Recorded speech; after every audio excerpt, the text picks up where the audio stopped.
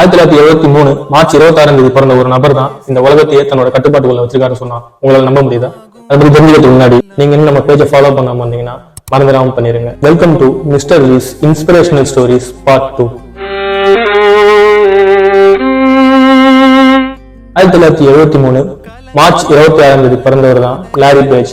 இன்னைக்கு நம்ம யூஸ் பண்ணிட்டு இருக்க கூகுளோடைய ஃபவுண்டர்.